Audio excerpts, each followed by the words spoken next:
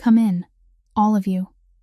That's what a struggling single mom said to the most dangerous man in Chicago on the worst storm night of the year. Ophelia Whitaker stood in the doorway of her tiny cafe, rain hammering the street behind them, and in front of her waited 16 soaking wet figures, 15 bodyguards in black, standing in silent formation, and at their center, a man in a ruined suit whose name alone made an entire city lock its doors. Dorian Ferrante, 36 years old, rich, powerful, and feared by everyone who knew what that name meant. His convoy was stranded, the roads were flooded, and every other business on that street had already killed their lights the moment his men stepped out of those black SUVs. 2 gas stations turned him away. A diner pulled down its shutters while his people stood shivering in the rain. Nobody in that city would open a door for the Ferrante name at midnight. Nobody except a young mother with a small cafe, a sleeping little girl in the back room, and every reason in the world to say no. But she didn't say no. She stepped aside and let them in. She had no idea who she was letting into her life that night, and she couldn't have imagined that by the next morning, her failing little cafe would be changed completely, in ways she wouldn't have dared to dream of. What happened inside that cafe during those long storm hours? And what did the most feared man in Chicago do when the sun came up? If this story touches your heart, hit that like button and subscribe so you never miss a story like this one. Share it with someone who still believes kindness matters. And drop a comment telling us what city you're watching from. We read every single one. Now, let's go back to the beginning of that stormy night, to the moment before the engines came, when Ophelia Whitaker thought closing up her cafe was the hardest thing she'd have to do that day. At 9 o'clock on Wednesday night, Ophelia Whitaker had exactly 3 things left to do before she was allowed to call the day over. Lock the back door, turn off the coffee machine, count the register. Only 3 things stood between her and a dinner, reheated in the microwave, a stack of unopened bills, and the sleep of someone who had been on her feet since 5 o'clock that morning. She started with the easiest one. The back door locked with a turn of her wrist that had long since become instinct. Then she went back inside, switched off the coffee machine, and wiped the steam wand with a cloth so worn it was nearly transparent. Last came the register. She pressed the button, and the drawer sprang open with a small, cheerful chime that felt almost cruel in its irony. And she counted what remained from a full day of business. $43. She counted it a second time, not because she hoped the number might somehow change, but because her grandmother had always told her to count twice before trusting any number. $43, after 16 hours with the doors open, after all those cups of coffee sold to the plumbers and the nurses coming off the night shift in this part of Bridgeport. She slipped the money into a cloth bag, pulled the zipper shut, and tried not to look toward the paper posted behind the counter. She looked anyway. She always did. The notice was printed on Price Realty letterhead, its wording coldly polite, informing her that she had 30 days to accept the offer to purchase the building or prepare for the proceedings that would follow. 30 days. Today was already the 9th. Beneath the notice, held by the same paper clip, was a letter from the debt collection company, the only legacy Wade Cutler had left his former wife and daughter before disappearing out west with his truck and every dollar of their shared savings. Ophelia didn't tear those papers down. She kept them where she could see them every day, because she was the kind of person who would rather face a problem head-on than let it stalk her from behind. She switched off the row of lights above the counter, leaving only the small lamp in the corner glowing, then walked toward the back room where Maisie was waiting. The little girl wasn't waiting.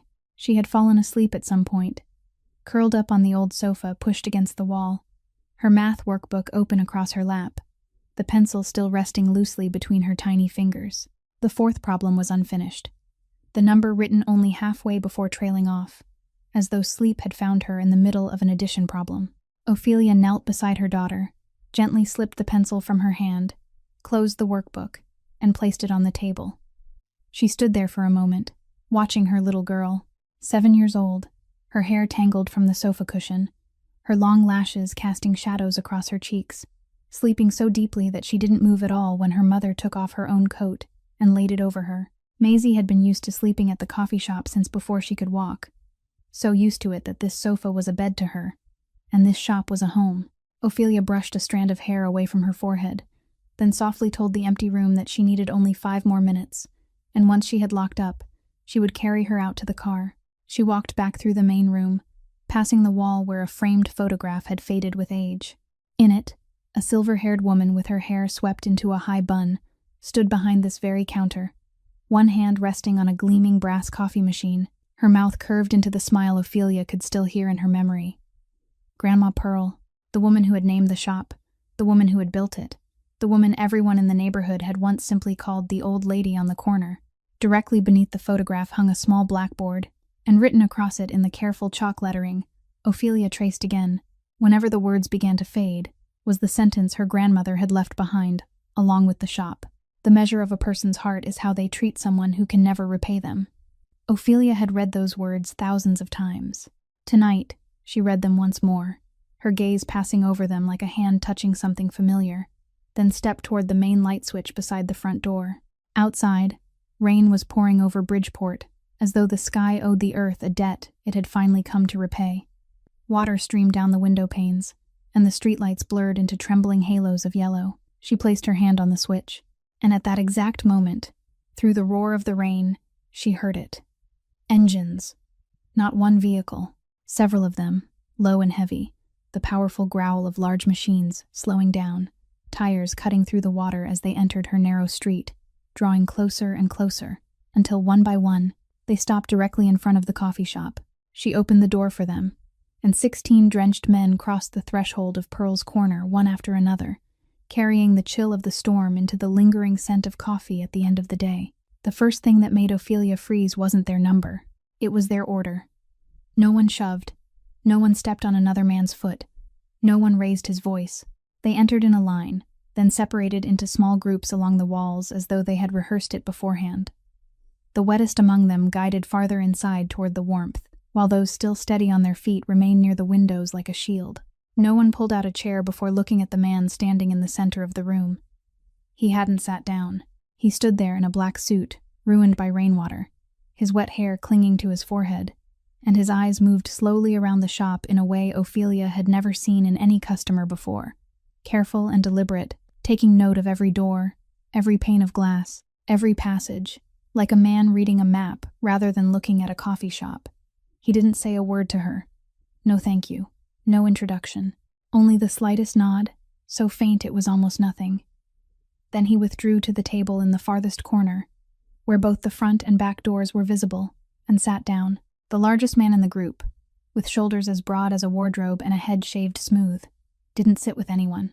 He made his way around the shop with steps strangely light for a body of that size, stopping first at the back door, testing the knob, looking through the small pane of glass, then moving to the door that led down to the basement, and afterward to each window, one by one, checking every latch with 2 fingers.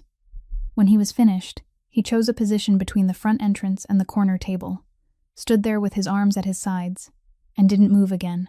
None of them revealed anything beneath their coats. But that organized silence, that division of duties carried out without a single spoken command, told Ophelia more than anything she could have imagined. She caught fragments of a conversation, brief and quiet, between 2 men standing near the counter. One said that 2 vehicles were completely dead, water in the engines, and the remaining one had 2 blown tires. The other replied that Halstead was flooded knee-deep, the bridge to the south had been closed, and the police had blocked the detour as well. The first man asked about hotels, and the second answered in a voice that dropped even lower. No hotels, no cameras, nowhere with a guest register. Not tonight. Those were the orders. Then, both men fell silent when they realized she was standing close enough to hear. Ophelia decided she didn't need to understand. She needed to work. She went behind the counter, turned on the stove she had shut down less than half an hour earlier, took the remaining pot of soup from the refrigerator, and set it over the flame. Then she measured out coffee, twice the usual amount, poured in the water, pressed the button, and while she waited, she arranged every clean cup the shop had, 30 cups for 16 men, dripping rainwater onto her floor. When the first pot was ready, she began to pour, and she realized her hand was trembling. Not much, only enough for the dark coffee to ripple against the rim of the cup, only enough that she had to set the pot down for a second, breathe in, breathe out, then continue. She carried the first tray of cups into the room, placed it on the long table in the center of the shop, and told them in the calmest voice she could gather that the coffee was hot. The soup would be ready in 10 minutes, and anyone who was too cold could move closer to the heater, because it was old but it still worked. For 1 second, no one moved. 16 pairs of eyes looked at her, then shifted toward the corner table. The man sitting there gave a small nod. Only then did hands reach for the cups, and the first words of thanks began to rise through the room.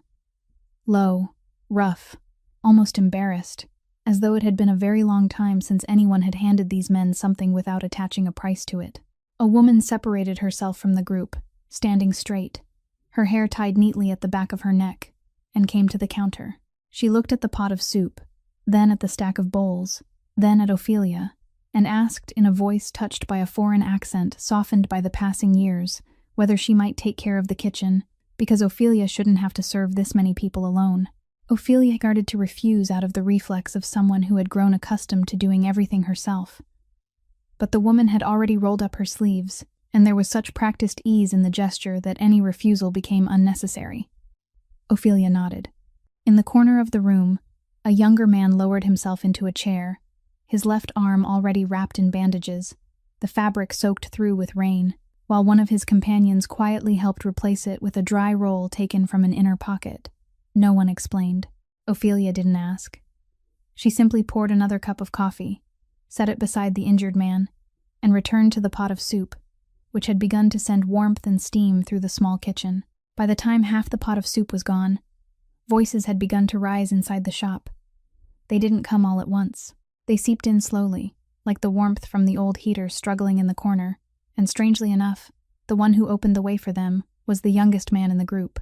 He accepted a bowl of soup from the woman with her hair tied neatly back, took one spoonful, then let out a groan of pure pleasure so loud that half the room turned to look at him. Embarrassed, he lifted the spoon in apology, then announced to the entire shop that he swore it was the best thing he had ever eaten in his life, and that if anyone planned to tell the story later, they should please make sure to include the part where Toby nearly cried over a bowl of chicken soup. A few muffled chuckles came from somewhere along the wall. Toby, 23 years old, by his own declaration to anyone willing to listen, went on proving that he was the greatest danger to himself that night. He stood to get more bread and struck his knee against the leg of the table, apologized to the table, then dropped his spoon and caught it in midair with the pride of a man who had just performed some heroic deed. The woman at the kitchen counter called his name in the voice of someone long accustomed to cleaning up the consequences, and told Toby to sit still and eat like a human being. He sat down. The whole room laughed again, more easily this time. The woman's name was Petra. Ophelia learned when one of the men called her over to examine his numb, frost-bitten hand, and Ophelia noticed that Petra wasn't serving food according to where anyone stood in line. She moved among the small groups, studying each face, pressing the back of her hand to several men's necks, then deciding who would eat first, who needed hot tea instead of coffee, and who had to remove his wet coat immediately without argument. The men who were trembling most ate first, while the young and strong waited until last, and no one questioned her for even half a second. When Ophelia brought out more bread, Petra took the tray from her and said, half in explanation and half as an order, that she should leave it to her because she had fed rooms far worse than this one. Ophelia didn't ask what a worse room meant. What surprised her most was the enormous man guarding the door. For an entire hour, he had stood motionless, as though he were part of the building itself. Yet while she was gathering dirty cups, a hand the size of a dinner plate reached out and lifted the stack from her arms. He said nothing. He carried the cups to the sink, picked up a cleaning cloth, and began wiping the tables one by one, carefully and slowly, returning every sugar jar and napkin holder to its original place, with precision down to a fraction of an inch. Toby watched him, forgetting to chew, then whispered to the man beside him that he had never seen Bull wipe down a table before, and he hadn't even known Bull knew how. Without turning around, Bull answered in a voice as deep as a rolling metal door that his mother had run a diner for 30 years. And when you finished eating, you cleaned up. Toby immediately stood and began collecting plates, and through all of it, the man at the corner table took part in nothing. He sat with a cup of coffee that was still more than 2/3 full, and his eyes worked. Ophelia could feel that gaze moving through the shop like the slow sweep of a searchlight. It stopped on the notice posted behind the counter, long enough to read every line printed by the price company. It stopped on the cracked window, held together with strips of clear tape, on the second heater, sitting lifeless beneath the window because she hadn't been able to afford repairs since the beginning of the season, on the stain across the ceiling where the roof leaked, and on the worn heels of her own shoes. Nothing in the shop escaped those eyes. and Ophelia understood that she was being read, one page at a time, by a man who knew how to read very well. Near midnight, when she carried the coffee pot over to refill his cup, the man spoke for the first time. His voice was low and calm, not as cold as she had expected, but without a single unnecessary note in it. He asked whether she knew that every other door on the street had closed when they saw them. She said she did. He turned his cup slightly on the table, looked at her, and asked why she had opened hers. Ophelia stood there with the coffee pot in her hand, and she realized she didn't need to think. The answer had already been waiting inside her long before he asked the question. "Because you were standing in the rain," she said. That was all. The man looked at her for another moment, just a little longer than politeness required, as though waiting for the rest of the answer, the part with conditions attached, the part that wanted something in return, and found nothing there. Not once that entire night had she asked who they were. He gave a slight nod, said nothing more, and Ophelia returned to the counter, unaware that behind her, those eyes were still following her, and this time they were no longer reading the shop. They were reading her. At 11:15, the door to the back room eased open, and Maisie Whittaker appeared in the doorway with one side of her hair flattened from sleep, her mother's coat still draped loosely over her shoulders, and her socks pulled on crooked. She stood there rubbing her eyes, blinking at a room that had changed completely since she had fallen asleep. A quiet coffee shop now filled with tall men dressed in black, the smell of chicken soup, the scent of fresh coffee, and wet coats hanging over the backs of chairs. The conversation inside the shop softened, then faded away entirely. 16 men whom the entire city avoided looking directly in the eye, suddenly had no idea what to do in front of a 7-year-old child wearing uneven socks. Ophelia set down the coffee pot and started toward her daughter, but Maisie had already stepped into the room on her own, her wide eyes moving slowly across everything, in exactly the way she always studied something new, without hurry, missing nothing, as though she were taking inventory. She looked at the wet shoes arranged in a neat row near the door. She looked at Petra standing behind the kitchen counter with a ladle in her hand. She looked at the largest man in the room holding a cleaning cloth that seemed tiny against the size of his hand. Then she lifted her face toward her mother and asked in a voice still rough with sleep whether the men's cars had broken down. Ophelia said yes, most of them had, and the rain was so heavy that they had stopped there for shelter, so she was helping them with a little hot food. Maisie nodded as though this were the most reasonable thing in the world, thought for another second, then asked whether they had been given any cookies yet. Without waiting for an answer, she turned back into the rear room and returned carrying the tin of oatmeal cookies she and her mother had baked over the weekend, holding it in both arms, then began making her way around the shop, stopping in front of each person, lifting the lid, and offering it out. One by one, large hands reached into the tin, careful as though afraid they might break something, and words of thanks followed one after another, awkward, quiet, and sincere. When the tin reached Toby, he accepted a cookie with both hands and bowed his head solemnly, as though receiving a medal, then declared that it was the greatest honor of his life. Maisie studied him with the serious judgment only a child could possess, and asked what his name was. He told her his name was Toby. She asked whether Toby was his real name or only what people called him. He admitted that his real name was Tobias, but it sounded terribly old, so no one should ever call him that. Maisie considered this, then pronounced that Tobias sounded like the name of a wizard in a book, while Toby sounded like the name of a good dog, and both were acceptable. The whole shop burst into laughter, and Toby sat there with the cookie in his hand, unsure whether he should feel proud or argue. The little girl continued on her way, past Petra, who accepted a cookie and praised her and her mother for baking so well, past Bull, who held the tiny cookie between 2 fingers and thanked her in a voice so deep that Maisie had to tilt her head all the way back and study his face for a moment, and finally, the tin stopped in front of the table in the corner. Without anyone giving an order, the room fell another degree quieter. The man sitting there looked at the child standing before him, and the child looked back, completely unaware that throughout the city, there were grown men who rehearsed in their minds what they planned to say before approaching any table where he sat. Maisie lifted the lid, tilted the tin toward him, and said he hadn't had a cookie yet. There were 2 left, and he could take the bigger one if he wanted. He looked into the tin, then he reached out slowly and took the smaller cookie. Maisie nodded with approval, as though he had just passed some test known only to her, then asked what his name was. Across the shop, Ophelia stopped with the cloth still in her hand. A moment of silence stretched out. weightless to the child but heavy for every adult in the room. Then the man spoke, his voice still low, though something in it had changed. He said his name was Dorian. No surname, no title. None of the name that still made people lower their voices whenever they spoke it. Only one bare name, perhaps introduced that way by him for the first time in many years.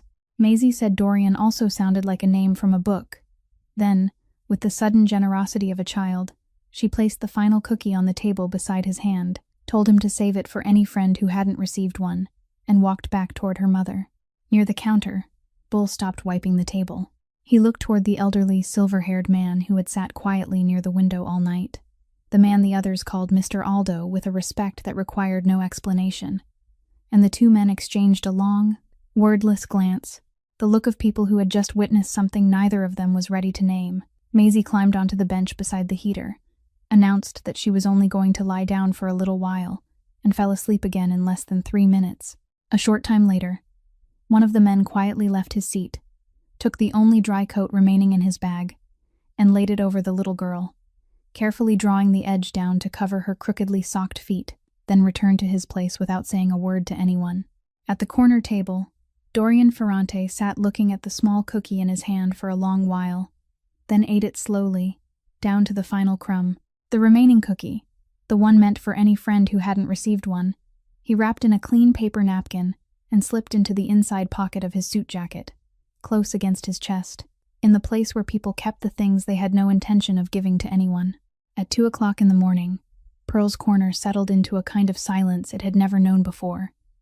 The silence of a room filled with sleeping people. Outside, the rain had spent most of its anger, and now fell in a steady rhythm against the roof. Someone near the window was snoring softly.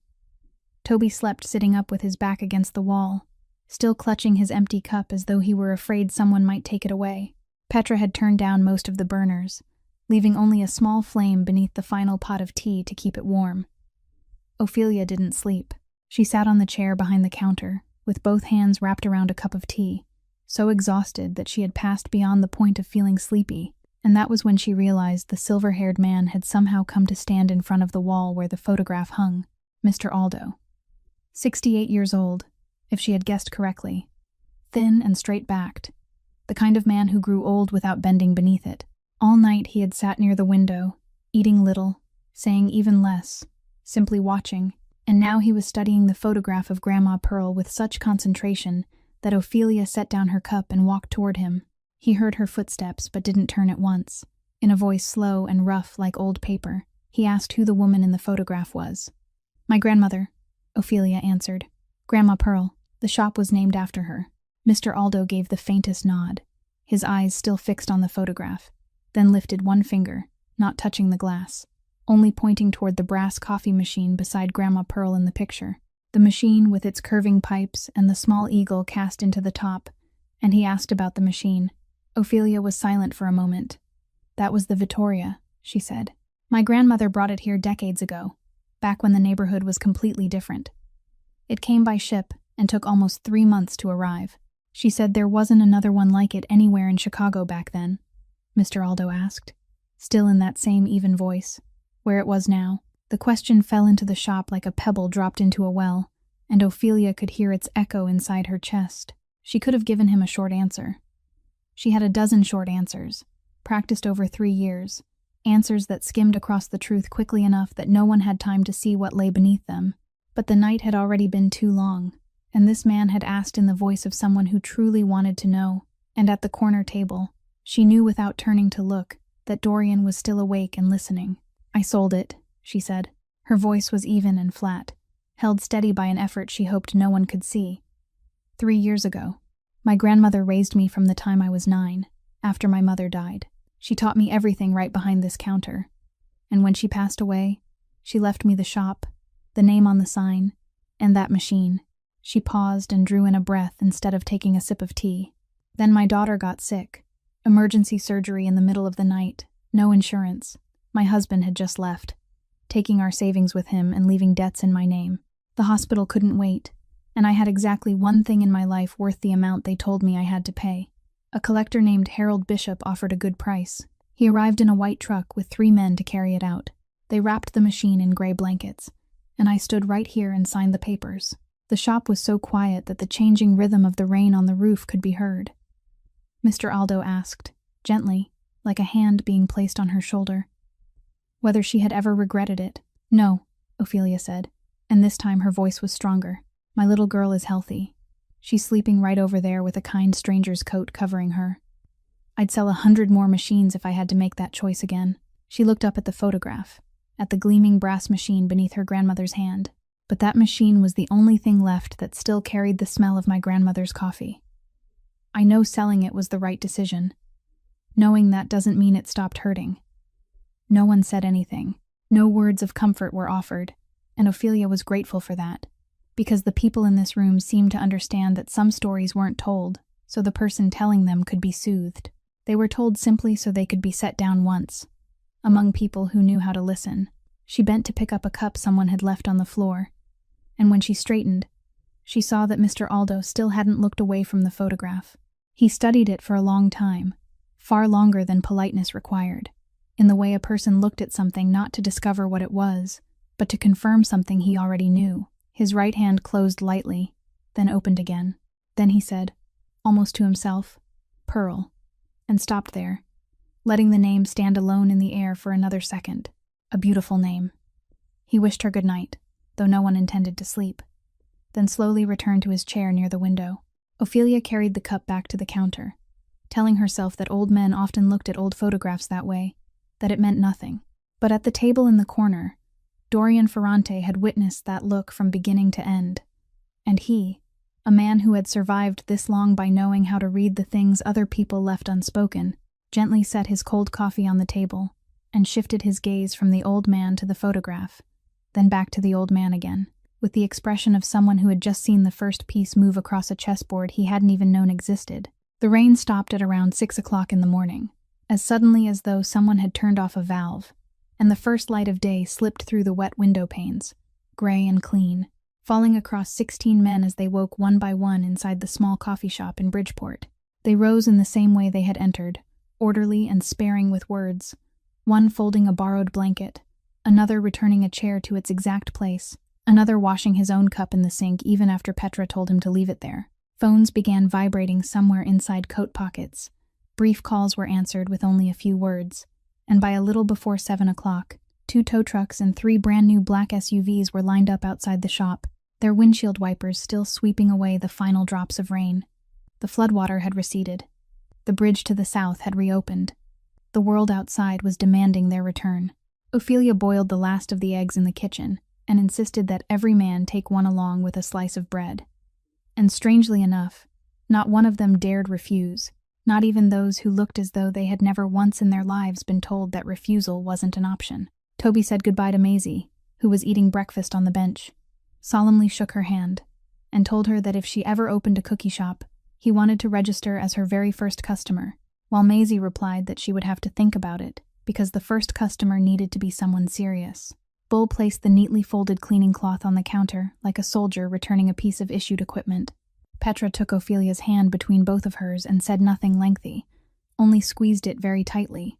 Then, when the shop was nearly empty, and the engines outside were humming steadily as they waited, Dorian Ferrante rose from the corner table, walked to the counter, and placed a stack of money on the wooden surface. The bundle was thick, folded in half and held with a rubber band, every bill a large denomination, thick enough that Ophelia didn't need to count it to know it was more than half a year of the shop's revenue, thick enough to settle the collection letter behind the counter in full, and still leave enough to speak with the price company. He set it down without display, without emphasis, simply placed it there as though returning something to where it belonged, then said it was for last night, for the food, for the shelter, for her trouble. The entire shop, including the few people still standing near the door, went silent. Ophelia looked at the money. She looked at it long enough for every number in her life to march through her mind. The 30-day notice, the $43 in the register, the unopened bills inside the cloth bag. Then she laid her hand on the bundle and pushed it firmly back toward him, without trembling, until it rested entirely on his side of the counter. "You needed a place to shelter," she said. "I had one. My grandmother built this shop for that very purpose." She said nothing more, offered no explanation, delivered no sermon. And it was the simplicity of those words that made them stand like a wall. Dorian looked at her. Behind him, his men had gone still, and on their faces was an expression Ophelia couldn't understand at the time, the look of people who had just witnessed something that had never happened before, because in the world they lived in, no one refused this man's money, and no one pushed anything back toward Dorian Ferrante. 1 second passed. Then 2. At last, Dorian picked up the bundle, returned it to the inside pocket of his suit jacket, and gave her a slow nod. And for the first time in 12 hours, something close to respect appeared openly in his eyes, without concealment. He thanked her in exactly 2 words, no more, then turned toward the door. The others followed one by one, and Mr. Aldo was the last to leave. The old man moved more slowly than all the rest, and when he passed the wall, he stopped in front of the blackboard beneath Grandma Pearl's photograph. He stood there reading the words written in white chalk. The measure of a person's heart is how they treat someone who can never repay them. Reading them with his eyes, and perhaps with his lips as well, the way someone rereads an old letter discovered in a drawer. Then he walked toward the door, where Dorian stood waiting for him, and before crossing the threshold, the old man tilted his head toward the younger man and spoke one sentence, very brief and very low, completely swallowed by the sound of engines in the street. Ophelia, standing behind the counter with a stack of plates in her hands, saw only what followed. She saw Dorian's shoulders pause for half a beat. She saw him turn and look at Mr. Aldo for 1 long second, then glance toward the courtyard in search of Bull and give him a nod, so brief that a person could have missed it with a blink, something she assumed was merely a farewell between men who rarely spoke. Bull looked back, and something in his posture changed, like a machine that had just been given a task. Then the vehicle doors closed one after another, and the convoy of black cars rolled away from the narrow street, leaving Pearl's Corner behind with its floor wiped dry by someone, its chairs arranged in straight rows, and a silence that somehow sounded larger than usual. Maisie asked whether the men had gone, and Ophelia said yes, they were gone, then stood there for another moment looking out at the empty street, thinking that it was over, that this would forever remain the strangest story of her life to tell someday, that she would never see any of those people again. She was wrong. At 7 o'clock the next morning, Ophelia drove Maisie to school, and then headed back to the shop as she did every day, her mind still foggy from a night with almost no sleep, and she had to slam on the brakes halfway down the street because 3 white box trucks were parked in front of Pearl's Corner, along with nearly a dozen workers in protective gear waiting outside, some with their arms folded, some leaning against ladders, and others unloading new panes of glass, still covered in protective paper, onto the sidewalk. She stepped out of the car with her heart beating out of rhythm, certain there had been some mistake with the address, but the oldest man in the crew came toward her carrying a clipboard, asked whether she was the owner, then showed her a work order already printed with the name of the shop and the street address, with the words "paid in full" outlined in bold in one corner. "Replace the entire roof," he said in the voice of a man who simply followed paperwork. "Install a new heating system. Replace the 2 front windows, and repaint the sign in the exact original lettering." The client made it clear that the style of the letters wasn't to be changed. It had to remain exactly as the old woman had written it years ago. Ophelia asked which client, who had hired them, and the man shrugged and said the contract had been arranged through a management company. The money had already been transferred in full, and all he knew was that they were expected to finish the work and make it beautiful, so if she would allow them to begin, they wouldn't lose the morning. For the rest of that day, her little coffee shop became a construction site run with almost unbelievable discipline.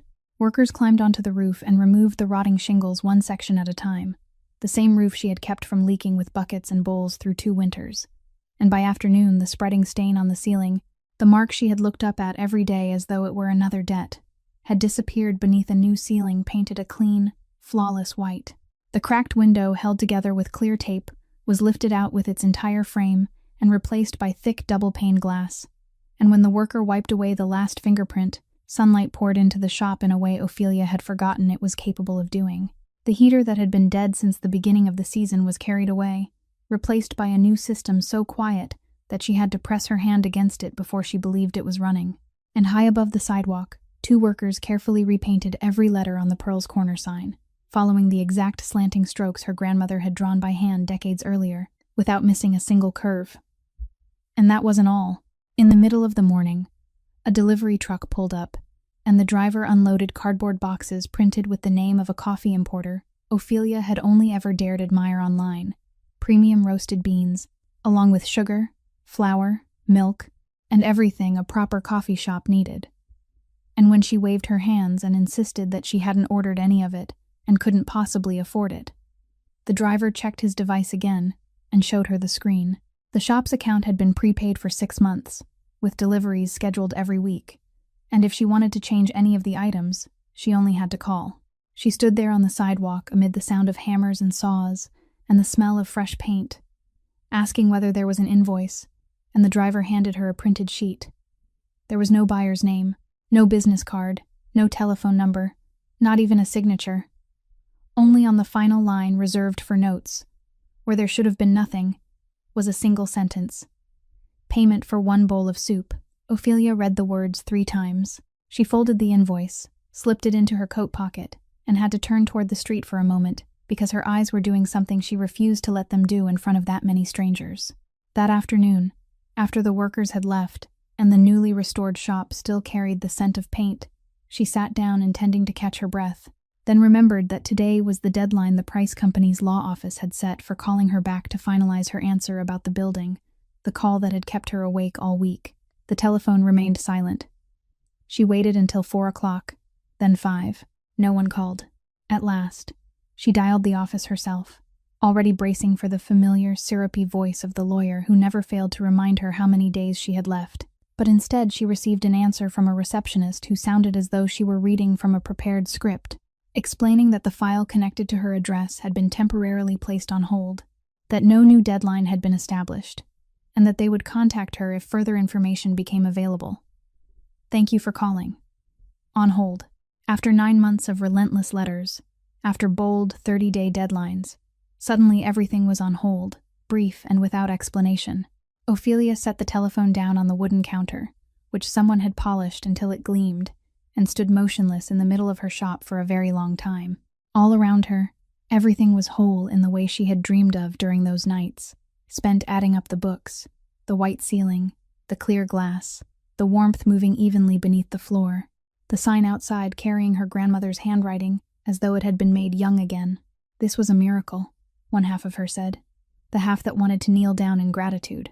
But the other half, the half that had lived long enough to know that nothing in this world came free, kept staring at the invoice with no buyer's name, kept thinking about the way an aggressive law office had suddenly fallen silent after a single night, and that half whispered that an enormous hand had just spread itself over this shop, a hand large enough to change the color of her entire sky. And she didn't even know where to send her gratitude or where she ought to begin being afraid. 1 week later, on a quiet Tuesday afternoon with few customers, the door of the shop opened, and Dorian Ferrante walked in alone, with no convoy and no bodyguards, only a black sedan parked across the street, and a man in a charcoal gray suit standing at the counter, ordering an espresso. Ophelia stood behind the coffee machine, and realized that once again, her hand needed to be reminded to remain still. He accepted his coffee, paid with small bills like any ordinary customer, dropped the change into the tip jar, then walked to the table in the corner, the same table from the stormy night, sat down with a newspaper folded into quarters, and stayed there for about 40 minutes before leaving with a slight nod. No explanation. No mention of the new roof or the freshly painted sign. 3 days later, he came again, at the same hour, to the same table, ordering the same espresso. Then, twice more the following week, and little by little, the presence of the man at the corner table became part of the shop's routine, as regular as the bell above the door, as quiet as a piece of furniture that knew how to breathe. And during those weeks, one fragment at a time, Ophelia completed the picture she had avoided putting together since the night of the storm. One evening, the local news reported on a hearing involving contracts at the city's ports, and the camera passed over a row of seats, pausing for half a second on a face she knew, while the name Ferrante appeared beneath it, a surname the news anchor pronounced in the careful tone people reserved for things best spoken quietly. She stood in the middle of her living room with a plate of food growing cold in her hands. Then she began noticing the eyes of the neighborhood, the way the owner of the laundromat across the street looked at the black sedan and then at her, asking no questions, though her expression contained an entire paragraph, the way the 2 loiterers who used to lean near the corner and intimidate people for money suddenly disappeared from the neighborhood as though they had never existed. The way the street police cruisers rarely bothered to enter, became quiet with an orderliness that felt arranged. She understood, and she was afraid, truly afraid, with a metallic taste in her mouth, the kind of fear that made her stand beside Maisie's bed for long stretches at night, simply to listen to her daughter breathe, wondering what she had allowed to walk into their lives when she opened that door. She rehearsed the words, "Please don't come here anymore," in her mind, no fewer than a dozen times. But every afternoon the man arrived. He did only one thing. He drank his coffee, read his newspaper, paid his bill, left a tip, and the distance he maintained with precision, down to the smallest fraction of an inch, the way he asked for nothing, caused those words to dissolve before they could ever be spoken. Then, on a Thursday afternoon, every defense she had built was breached by her own daughter. Maisie was sitting at the table beside the window doing her homework as usual, pulling at her hair in frustration over division with remainders, and before Ophelia could wipe her hands and go help, the little girl had already slid down from her chair, hugged her workbook to her chest, walked straight to the corner table, and asked the man sitting there whether he knew how to divide, because her mother was busy, and the problem was terribly difficult. Ophelia opened her mouth to call her daughter back, but Dorian had already set down his newspaper, pulled out the chair opposite him with one foot, and told her to let him take a look. And then Ophelia stood behind the counter and watched the man whose name made an entire city lower its voice bend over a second-grade workbook. Listen as her daughter explained the problem incorrectly, with all the confidence in the world, and patiently, with a patience she never would have imagined. Arrange sugar cubes from the jar into small groups across the tabletop to show the child that division was really nothing more than sharing candy evenly. He didn't solve it for her. He made Maisie count for herself, make mistakes for herself, discover the answer for herself, and when she cried out, because she finally understood, he gave one solemn nod, as though she had just completed a serious business transaction. From that afternoon on, Maisie called him Uncle Dorian, as naturally as though he were a neighbor, and every time the black sedan parked across the street, she lifted her head from her homework with an anticipation she made no effort to hide. Ophelia knew she should put a stop to it. She knew, and she didn't, and she was angry with herself for not doing so. One afternoon near the end of the month, Maisie spent nearly an hour working over her box of colored pencils, the tip of her tongue pressed to one corner of her mouth in concentration, then carried a drawing to the corner table. In the picture was a small building with a crooked sign reading Pearl's Corner. The sky above it crowded with blue streaks of rain, and in front of the door stood 16 stick figures gathered close together, all colored black, all drawn with smiling mouths, while in the doorway stood a blonde figure raising one hand in greeting. "I drew the rainy night," the little girl said. "See if you can find which one is you."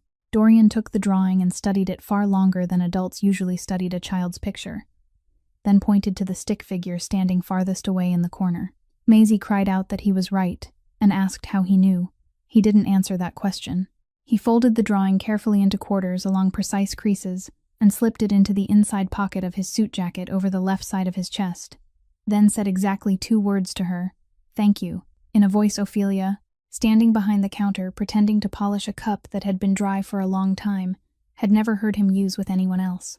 On Friday night that week, Maisie spent the night at a classmate's house for the first time in her life, and perhaps because the shop felt so empty without the little girl, everything Ophelia had kept pressed down inside herself over the past several weeks suddenly had nowhere left to go.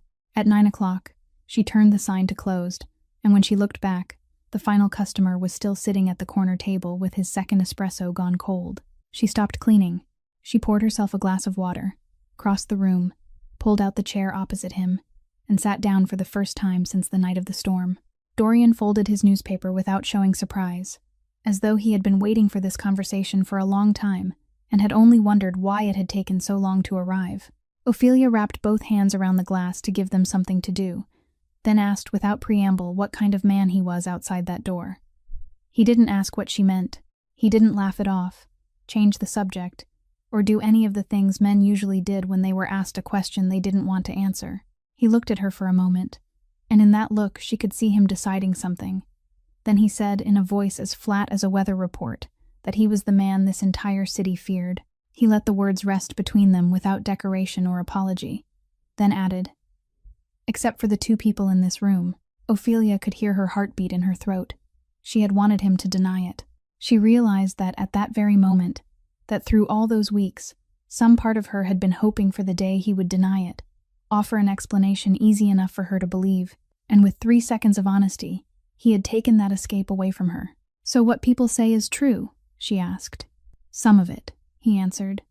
"The rest is either worse or better, depending on who tells the story." She asked whether the new roof above their heads had been paid for with clean money. He said the workers had been paid by a legitimate construction company that paid every tax it owed, then paused and continued that if she was asking about the life behind it, he wasn't going to sit there and tell her things that would keep her awake at night, because she didn't need them inside her head. "That isn't an answer," she said. "It's the most honest answer I have," he replied. Ophelia looked down at the glass of water, at her own hands, the hands that had baked cookies with her daughter in the kitchen 5 steps from that table, then raised her eyes again. "Then listen to my conditions," she said, and her voice didn't tremble, which surprised even her. "I'm not asking you to leave. You saved this shop, and my daughter cares about you, and I can't pretend that I want you to disappear. But your world, everything that exists beyond that door, cannot cross this threshold. Not your men, not your work, not your trouble. Inside this shop, your Uncle Dorian, the man who drinks espresso and teaches math with sugar cubes, nothing more. The day that can't remain true, don't come back." The room fell silent. Outside, a car passed, its headlights sweeping across the ceiling before fading away. Dorian looked at her for a long time, and this time, she didn't look away. She held his gaze, and at last he nodded, slowly and with enough weight to matter, then said, "Agreed." No oath, no grand words, only a single word. But it was placed on the table in the way a person might set down something precious. He stood, put on his coat, thanked her for the coffee, and walked toward the doorway. There, he stopped for half a second, with his back still turned to her, as though he meant to say something more, then chose not to, and stepped into the darkness. In the weeks that followed, Ophelia saw nothing change, and that was exactly how she knew he had kept his word in the manner of the world beyond the door. No one told her anything, but the contractor who had blocked the entrance to her shop with his truck every year suddenly began parking somewhere else and offered an awkward apology. The unfamiliar young men who lingered at the end of the street automatically crossed to the other side whenever they passed the Pearl's Corner sign, and the owner of the laundromat whispered that she had heard a spoken order had gone around the neighborhood: "Don't touch that shop." No matter who asked, the answer was always the same: "Don't touch that shop." And Dorian, on the nights when he left the coffee shop and returned to rooftop meetings and reports about shipments, stopped at the port, about a man named Vadim Orlov, who was pushing farther into Ferrante territory with every passing month like underground water eating away at the foundation of a house, began to understand one thing more clearly, though he told no one. The entire empire his father had left him, with all its buildings and bowed heads and rooms that fell silent whenever he entered, didn't contain a single square foot that made him want to remain for even 1 minute after the work was finished. But on the corner of a small street in Bridgeport, there were roughly 377 square feet, filled with the smell of coffee, where a child made him count sugar cubes, and a woman had dared push his money back toward him, the only place in the world where no one needed him to be Ferrante. And he realized he was arranging the schedule of an entire empire around a few afternoons spent sitting there. One Wednesday evening, early in the month, the familiar black sedan pulled up in front of the shop, but this time Dorian didn't get out alone. Mr. Aldo stepped out after him, slowly, one hand resting lightly against the car door frame. And when the two men entered the shop near closing time, Ophelia understood at once that this wouldn't be an ordinary evening of espresso. Maisie had been sleeping soundly in the back room since 8 o'clock. There were no customers left. Mr. Aldo chose the table near the wall where the photograph hung, and sat down with the calm deliberation of a man who had already settled an important decision before arriving. And when Ophelia brought out tea, he invited her to join them with a gesture of his hand. Dorian sat beside him, unusually quiet, like a man who had come to bear witness rather than speak. "Miss Whittaker," the old man began, his voice slow and every word distinct, like someone reading from a statement carefully composed in his mind. "I'm 68 years old, and I've learned that some debts must first be repaid with words, or they can never be repaid with anything else. That rainy night, when I asked you about the photograph, I already knew the answer before you spoke." Ophelia set down her teacup. "You knew my grandmother?" she asked, though it wasn't truly a question. Mr. Aldo looked up at the photograph, at the silver-haired woman with her hair swept into a high bun behind the counter, and said that 50 years ago, this place wasn't called Pearl's Corner. It was simply the coffee shop that opened earlier than any other in Bridgeport, and its owner was a young woman with the kind of smile a person remembered for the rest of his life. It was a bitter, freezing night long ago, and 2 young men were running down this street in the dead of night, because behind them were men carrying iron clubs who meant to kill them over money they didn't have. One was 18 years old, thin as kindling, blood running from his forehead and soaking the collar of his shirt. The other was 20, carrying his friend's weight across his shoulders, knocking on every door along the street, and not one door opened, except one. He paused, took a sip of tea, and when he lowered the cup, his hand trembled very slightly. That woman opened her door at 3 o'clock in the morning for 2 bloodied strangers, pulled us inside, bolted the door, and switched off the lights at the front, he said. She cleaned the wound on my forehead with warm water, bandaged it with strips torn from a kitchen towel, cooked 2 bowls of soup, and made us finish every bite. We sat in the darkness of this room, right here, listening as the men hunting us ran past outside twice. And during all those hours, she didn't ask us even once who we were, what we had done, or why anyone was chasing us. Not once. At daybreak, she led us out through the back door, pressed a loaf of bread into each of our hands, and said only one thing. "Live decent lives, you two." Ophelia sat completely still. "I was the 18-year-old, Mr. Aldo said, and the 20-year-old who carried me that night was later known throughout this city by a surname people lowered their voices to speak. His name was Ferrante. He was the father of the man sitting beside me. The shop was so quiet that Ophelia could hear the old clock on the wall counting each second. She turned toward Dorian, and he nodded slowly, then said in a voice lower than usual that his father had told him that story only once, when he was 10 years old, and had made him promise that if he ever found that door again, he must remember what he owed it. "I grew up believing it was only a lesson meant to shape me," he said, "until the storm last month, when Mr. Aldo stood in front of your grandmother's photograph for so long, and the next morning, before he got into the car, he leaned close and whispered one sentence to me." Ophelia remembered that moment, the half-beat when Dorian's shoulders had gone still in the doorway, and she heard herself ask what Mr. Aldo had said. Dorian looked directly into her eyes. He said, "This is the place, son. This is the very door that opened." Mr. Aldo placed both of his aged hands on the tabletop and spoke the rest. "You didn't save us once, Miss Whitaker. Your family saved us twice, half a century apart. The same door, the same bloodline, the same refusal to ask questions. Your grandmother didn't know whose lives she spared that night, and you didn't know whom you sheltered from the rain. To me, that is no longer coincidence. It is a debt the Ferrante family has carried for generations, and fate itself has brought it back and laid it at your door." Ophelia rose slowly, walked to the wall, and looked up at the photograph of her grandmother for a long time, at that smile, at the hand resting on the brass machine, and for the first time, she understood why, on the night of the storm, when 16 drenched figures had stood outside her door, the answer had already been inside her before she had time to think. It had never been only her decision. It was something handed down through a blackboard, through slanted handwriting, through blood. "Grandma," she whispered, without sound, only a breath resting on her lips.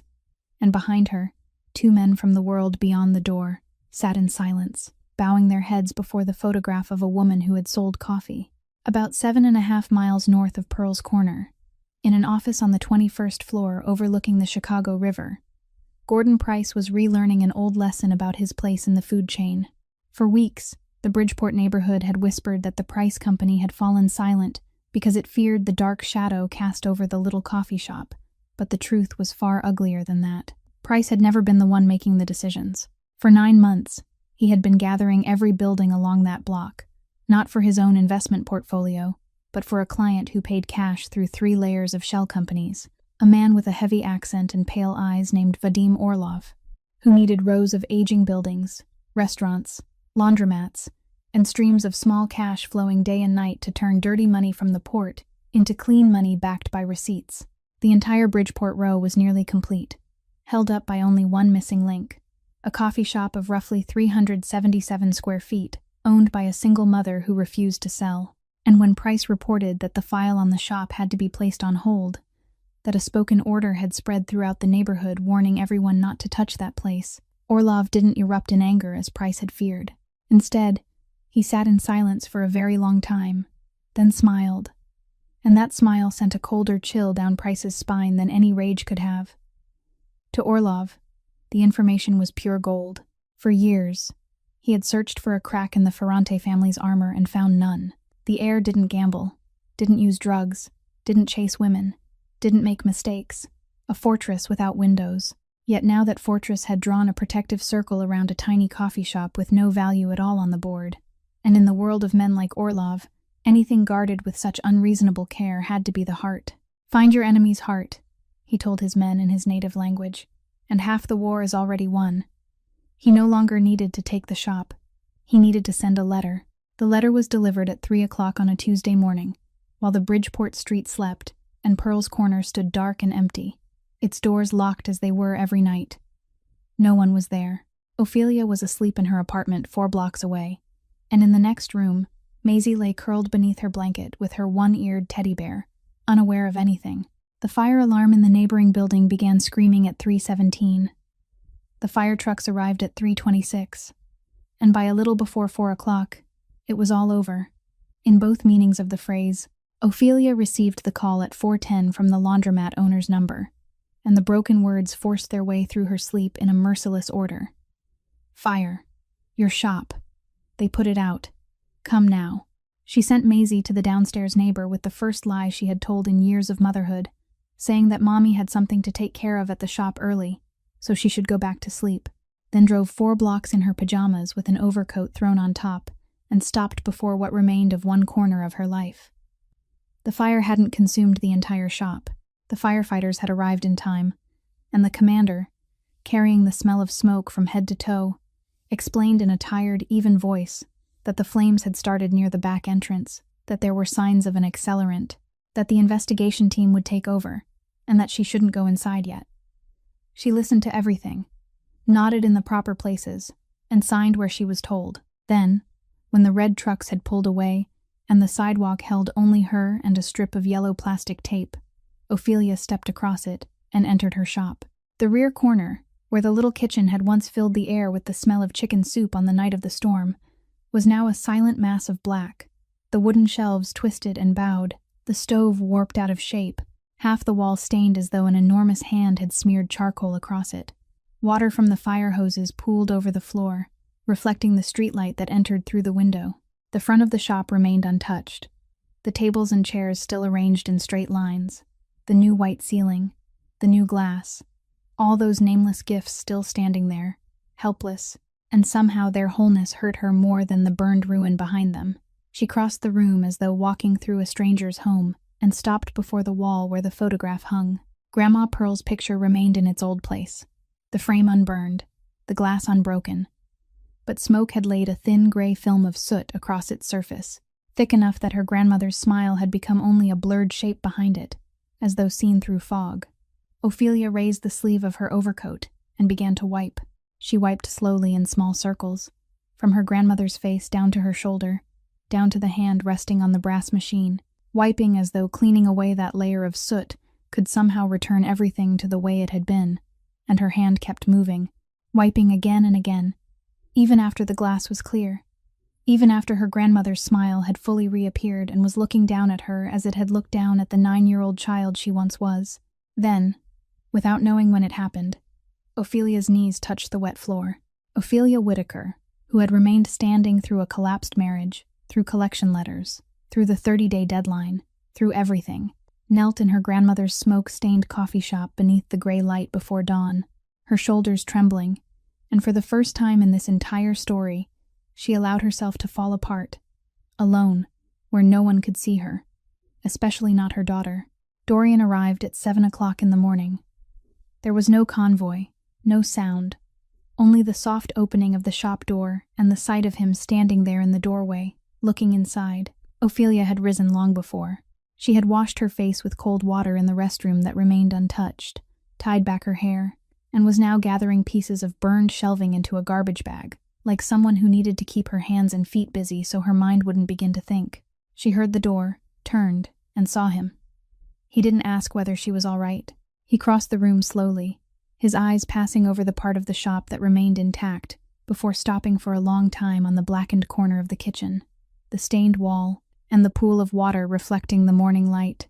And Ophelia, who had learned to read that face through so many afternoons of espresso, saw something there she had never seen before.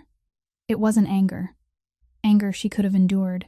What appeared on Dorian Ferrante's face that morning was a silent and absolute condemnation of himself, the expression of a man who had just seen his own signature at the bottom of a sentence passed against someone else. "This wasn't an accident," she said, "and it wasn't a question." "No," he answered. She waited for him to say more, and he remained silent for a very long time, then said in a voice so low and level it was frightening, "You burned because of me." Ophelia opened her mouth, but he continued in that same voice. "They didn't burn this shop because of you. You've never had an enemy in your life. They burned it because it matters to me, because I was foolish enough to let the entire city see that it matters to me. As long as I keep walking through this door, it will keep burning." He paused, his gaze resting on the charred wood. "For your safety, I won't come back again." He spoke that final sentence the way a person closed a steel door, without raising his voice, without looking away, staring directly into her eyes, so she would understand that this wasn't something said in a moment of emotion. Ophelia stood still. 100 things rose inside her chest at once, that she had never asked him to protect her, that this was her shop, and she was the one who decided who could cross its threshold, that he had no right to be both the reason and the judge. But her throat closed, and the only thing that escaped was his name, spoken once, and he had already turned away. He paused for half a beat at the doorway, in the exact place where he had stopped on the night she gave him her conditions. And this time, just as before, he said nothing more and stepped outside. The black sedan pulled away from the street, leaving Ophelia standing alone in the middle of her smoke-stained shop. She took a deep breath, refusing to rely on his shadow or wait for hired help, fully determined to rebuild her grandmother's sanctuary with her own hands, her own savings, and her own sweat. She set to work. In the weeks that followed, Pearl's Corner remained temporarily closed, its freshly painted sign looking down over a locked door. Ophelia took a morning job at a bakery 6 blocks from home, picked up her daughter in the afternoon, and spent her evenings at the computer filling out loan applications, until she knew every box by heart. She told Maisie that the shop was being repaired, that the kitchen had broken, a truth trimmed down until it was small enough for a 7-year-old child, and Maisie accepted it as children accepted most things, until one evening, between a bowl of noodles and her handwriting workbook, she looked up and asked, "Where is Uncle Dorian, Mommy?" That was all. No whining, no tears, only a question as direct as all her questions were. And Ophelia sat there with a fork in her hand, opened her mouth, and found nothing at all. Not one lie good enough, not one truth gentle enough. So in the end, she only said that he was busy, and told her to eat before her food grew cold. And Maisie looked at her mother for another second, with eyes that understood more than they said, then lowered her head and continued eating, and she didn't ask again. It was the fact that she didn't ask again that followed Ophelia into her sleep. And on the other side of those nights, a black sedan, sometimes parked across the Bridgeport street very late, its lights turned off, sitting silently among the other cars. The man behind the steering wheel never got out. He only sat there, looking across at the dark Pearl's Corner sign, at the window that no longer glowed with warm yellow light, at the door he had closed against himself with his own hand, and inside the inner pocket of his suit jacket, still folded into quarters along its old creases, remained a child's drawing of a little house, a sky filled with blue rain, 16 smiling stick figures, and one blonde figure standing in the doorway, raising a hand to wave. He chose to fight this war in the shadows, resolving to remove the threat that had endangered her life once and for all. On a Monday morning near the end of the month, Ophelia Whittaker woke before her alarm, made a cup of coffee in the cramped kitchen of her apartment, sat down before the stack of papers on the dining table, and decided she was finished waiting. Waiting for the insurance money being held up because the investigation still hadn't been closed. Waiting for a second miracle from a man whose money she had pushed away. Waiting for grief to recede on its own. She was done with all of it. That afternoon, she put her car up for sale, the last valuable asset still in her name, and 3 days later it belonged to someone else, while she held an envelope of cash thicker than she had dared hope for. She carried that envelope, along with a handwritten business plan, to the community bank on the corner of 35th Street, sat across from a loan officer for an hour, presented every figure from the shop's long, proud years in business, and walked out with a small, legitimate loan, a fair interest rate, and her own signature on the papers, with no one standing behind her and no great hand sheltering her from above. Altogether, the money was only enough for the cheapest new kitchen and basic materials. It wasn't enough to pay workers, so she decided she would do whatever her own hands could manage, one day at a time, no matter how long it took. She was wrong about how long it would take. On the first Saturday morning, when she opened the shop with 2 buckets of paint and a wall scraper she had bought at a second-hand store, someone was already waiting outside. The retired electrician from the end of the street, who had once owed the shop an entire winter's worth of morning coffee after losing his job, arrived carrying his toolbox, and announced that rewiring the kitchen was his responsibility, and she wasn't to argue.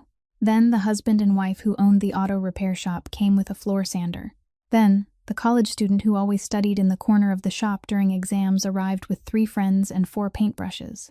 The laundromat owner appeared at noon, carrying no paint and no tools, but bringing a pot of stew large enough to feed an army, which she placed on a table outside on the sidewalk before declaring that anyone who worked had to eat.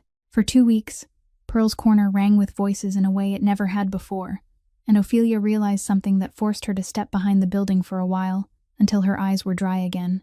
For all those years, she had thought she was only selling coffee, letting people short on money at the end of the month put their orders on account, opening early so night shift workers could warm their hands, holding spare keys, accepting packages, little things so ordinary that she did them and forgot them. It turned out that the neighborhood hadn't forgotten any of them.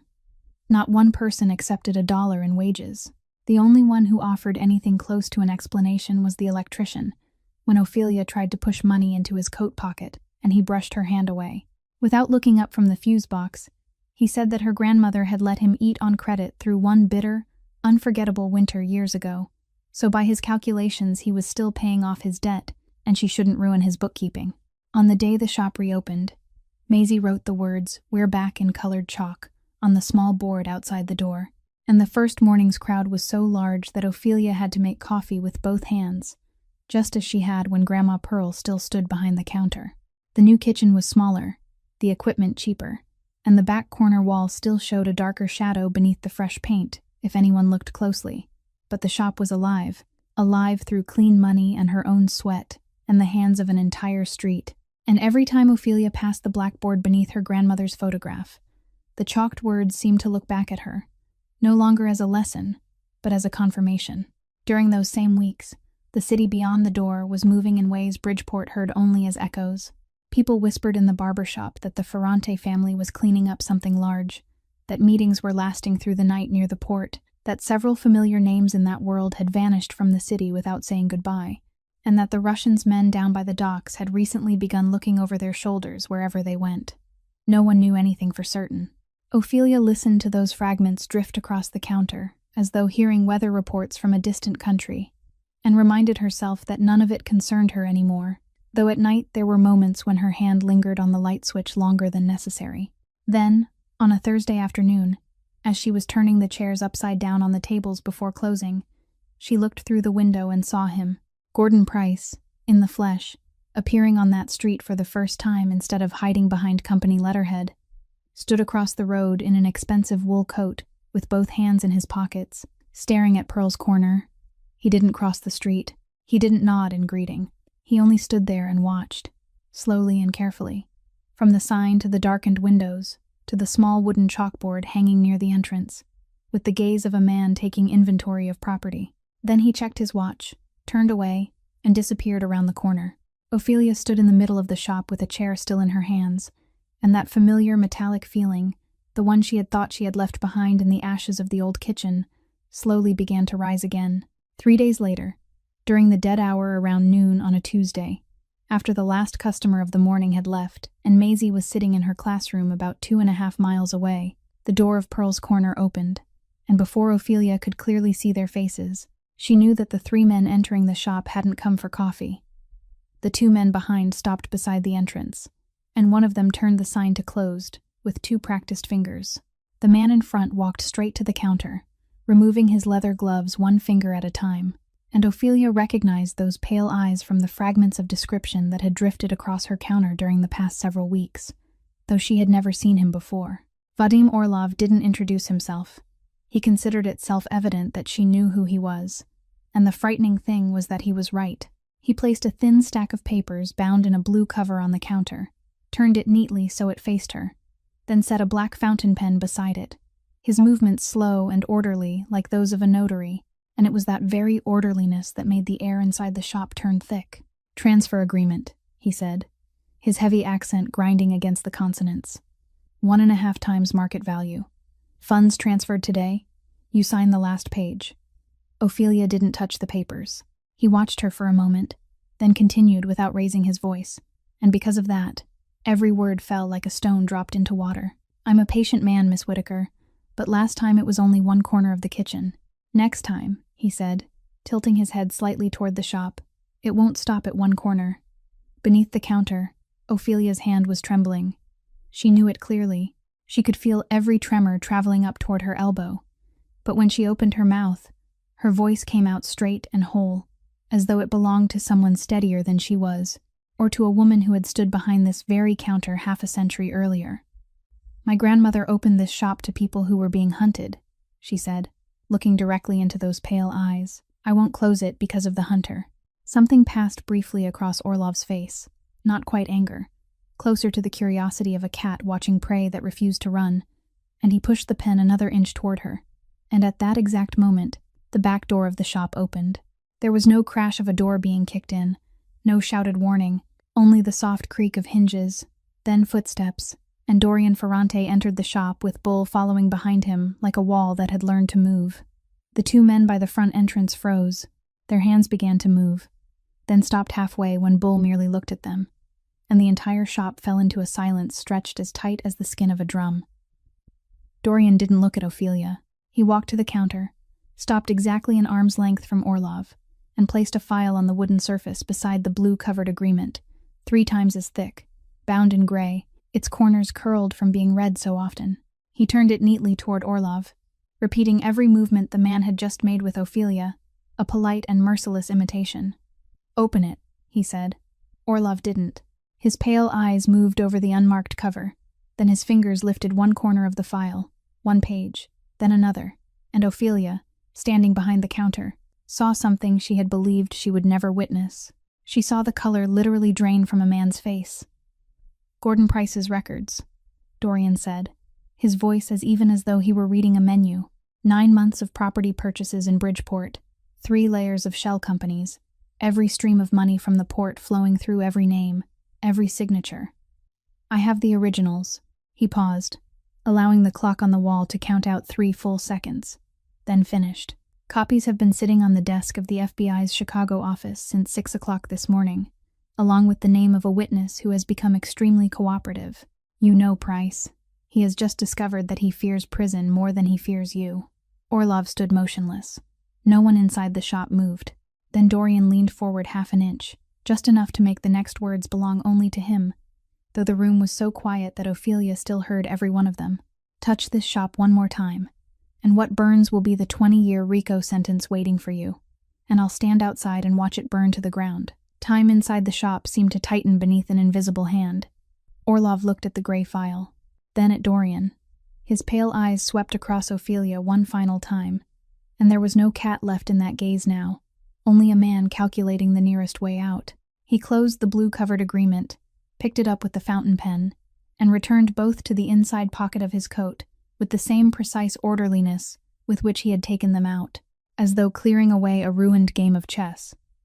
He spoke one brief sentence in his native language, more to himself than to anyone else, then turned and walked toward the door. The 2 shadows near the entrance slipped out after him, and the little bell above the door rang with a brightness so out of place in that atmosphere that it felt almost indecent. Through the window, Ophelia watched the 3 men cross the street, climb into a gray car, and disappear from her block. Then her knees weakened, and she had to brace herself against the counter, and when she looked up, Dorian was still standing there on the other side of the wood, in the exact place where a customer would stand, not taking even one step closer, only asking very softly whether she was all right. And Ophelia, with both hands still trembling against the counter, heard herself answer with the question she had carried through all those weeks when the shop stood dark. "You were always nearby, weren't you?" The question she asked that day never received a complete answer. Only the faintest nod before he and Bull left through the back door, as quietly as they had arrived. And then 2 weeks passed, and the real answer came to Ophelia through the television screen in her living room on a Thursday evening.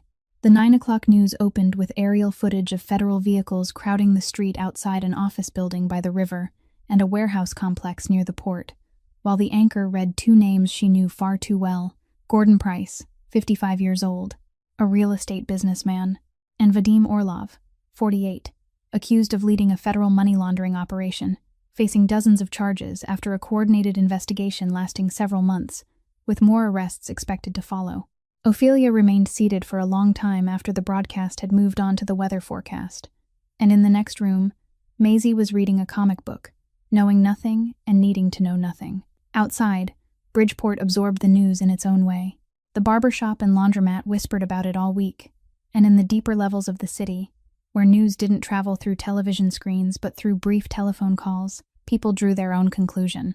No one should be foolish enough to go near that little coffee shop on the corner, not because they feared bloodshed as they once had, but because the man who had tried had been buried beneath a mountain of his own paperwork, legally, cleanly, without a single bullet fired, and that kind of punishment frightened the underworld more than any of the old methods, because it showed that whoever stood behind that shop had learned how to win with a law from which no one could appeal. But the man standing behind it didn't return to the shop.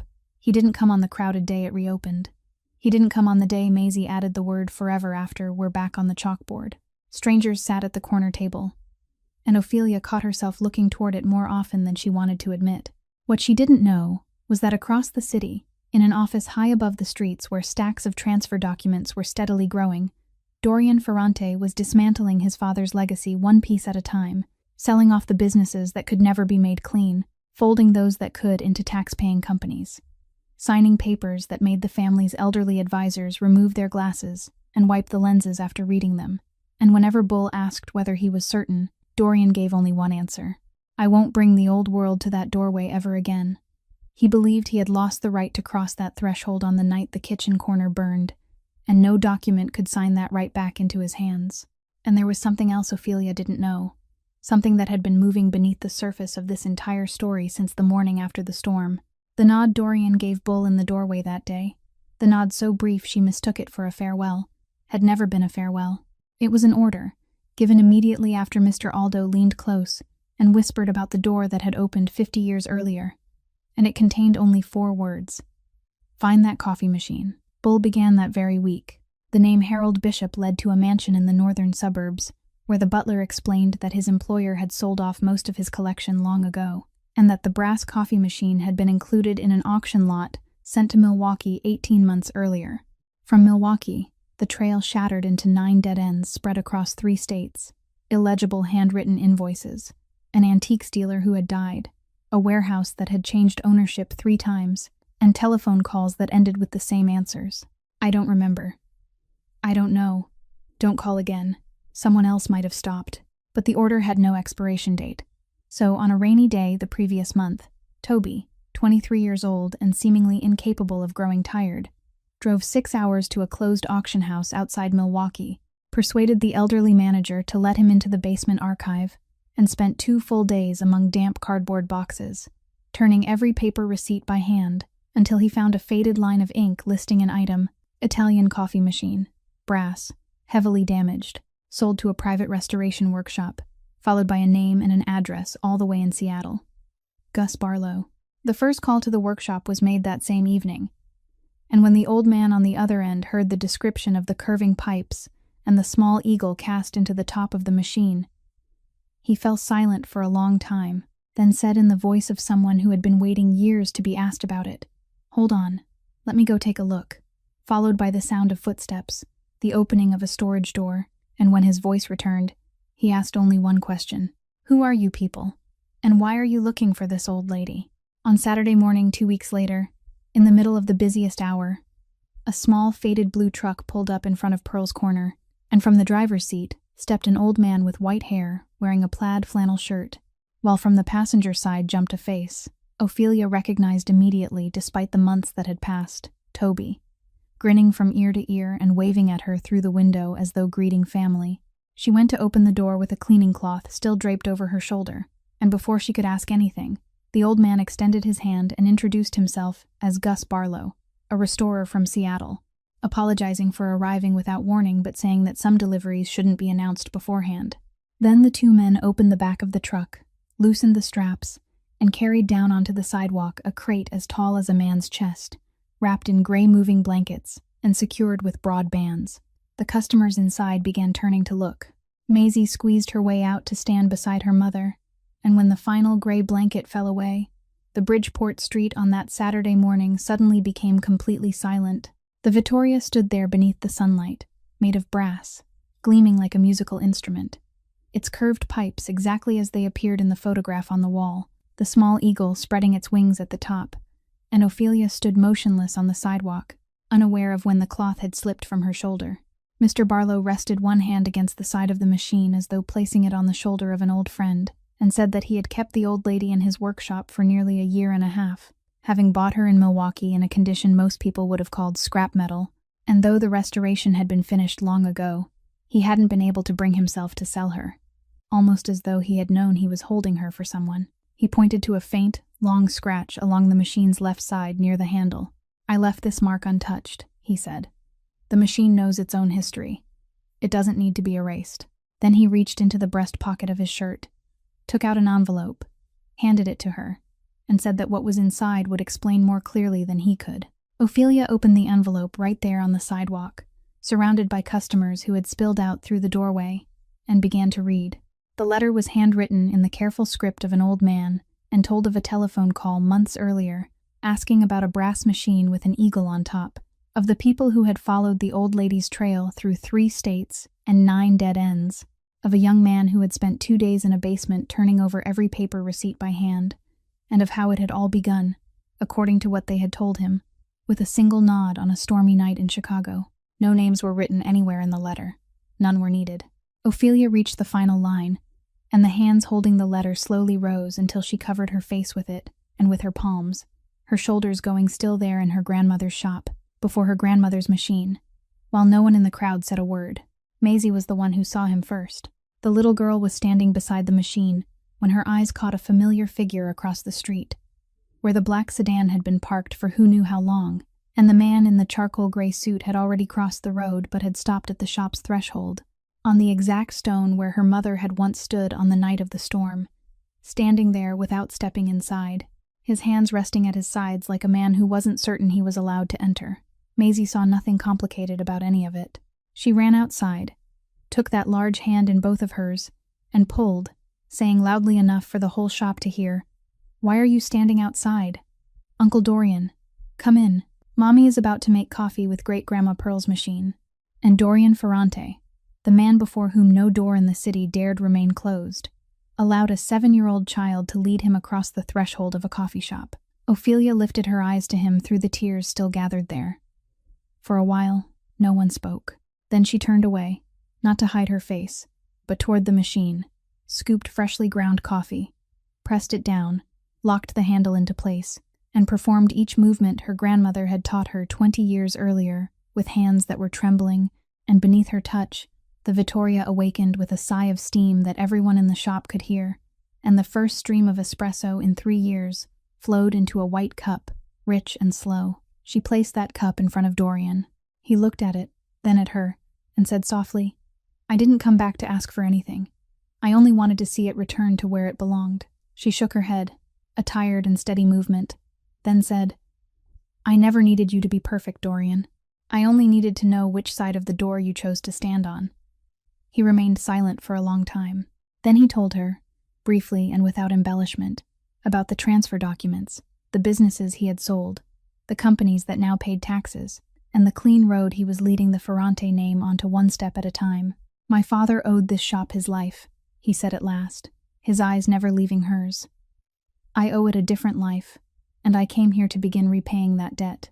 Ophelia looked at him for another moment, then nudged the cup 1 inch closer and said, "Drink it before it gets cold."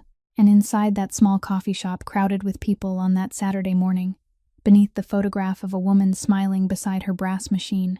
Dorian lifted the cup, took his first sip, and closed his eyes for 1 second, like a man who had finally come home. 1 year later, on a Saturday afternoon, in early autumn, Pearl's Corner was so crowded that the bell above the door hardly stopped ringing. Regular customers filled every wooden table. The rich scent of roasted coffee drifted all the way onto the sidewalk, and in the most honored place in the shop, directly beneath the photograph of Grandma Pearl, now set inside a new wooden frame, the brass Vittoria worked throughout the day as though it had never spent a single day away, steam rising around the small eagle each time Ophelia pulled the brewing lever. Beside it, the blackboard still carried the old words written in chalk. The measure of a person's heart is how they treat someone who can never repay them. Carefully retraced whenever the lettering began to fade, except now 2 different hands took turns renewing it, one belonging to Ophelia and the other, more uneven one, belonging to Maisie. The man in the charcoal gray suit had become such a familiar part of the street that no one lowered their voice when speaking of him anymore. Bridgeport, a neighborhood that had little interest in powerful family names, referred to him by a simple title of its own making: the coffee shop owner's future husband, though in truth, no proposal had taken place until that Saturday afternoon. It happened near closing time, after the final customers had gone and only 3 people remained inside the shop. Ophelia was polishing the Vittoria with a soft cloth as part of her closing ritual. Maisie sat on a high stool finishing her homework, and Dorian rose from his familiar corner table, walked to the counter, and placed a small box on the wooden surface, already open, holding a ring that was surprisingly simple compared with anything people might have imagined from the Ferrante name. But he didn't look at Ophelia first. He turned toward the 8-year-old girl sitting on the stool, waited until she lifted her eyes from her workbook, and asked in the most serious voice he possessed, "Maisie, may I have your permission to stand on the inside of this door forever?" Maisie looked at him, looked at the ring, then looked at her mother, who stood motionless with the soft cloth still in her hand. Then the little girl gave one firm nod, like someone stamping an important document, and said, "I agree, but you have to promise that you'll keep teaching me math." "I promise," he said. And when he turned toward the woman behind the counter, he didn't need to ask another question, because Ophelia had already set down the cloth, already walked around the counter that had witnessed everything, and her nod came at the same moment her arms went around him. That evening, the 3 of them closed the shop together, following the exact order Grandma Pearl had established decades earlier. They turned the chairs upside down on the tables, wiped the counter, checked the kitchen, and finally switched off the lights, 1 row at a time from the back of the shop toward the front, leaving the small light above the photograph and the brass machine until last. And when the door closed behind those 3 people, the Pearl's Corner sign stood quietly beneath the streetlights, waiting to open again with the arrival of a new morning. Dear friends, the story of Ophelia and Dorian ends there, but what it leaves behind remains open, just like the door of that little coffee shop. True kindness has never been a transaction. It is a door we open without knowing where it may lead. And sometimes, like the seed Grandma Pearl planted on a snowy night long ago, it travels silently across 2 generations, before returning at the very moment our children and grandchildren need it most. This story also reminds us that the person who appears most frightening isn't always the one who poses the greatest danger, while the one smiling politely inside an elegant suit may be the person carrying the storm, so we shouldn't hurry to close a door on someone simply because of the way they look. Because respecting another human being, offering them shelter, a bowl of hot soup, or a little kindness without conditions, may become the greatest and most enduring investment we ever make, one whose interest no bank could ever calculate. If today's story has touched your heart, please click like, subscribe to the channel, and share this video with those who still believe in kindness, so that each day we can continue listening together to more meaningful stories. And what about you? How did this story make you feel? Have you ever opened a door for someone during the stormiest night of their life? Or has someone ever opened a door for you? Please share the feelings from deep within your heart in the comments, because we truly read and cherish every word you write. Thank you for staying with this story until its final moment. We wish everyone watching this video strong health, a joyful life, and peace in every day ahead. And may each of us always keep a door within our hearts ready to open for someone else. Goodbye, and we'll see you again in the next video.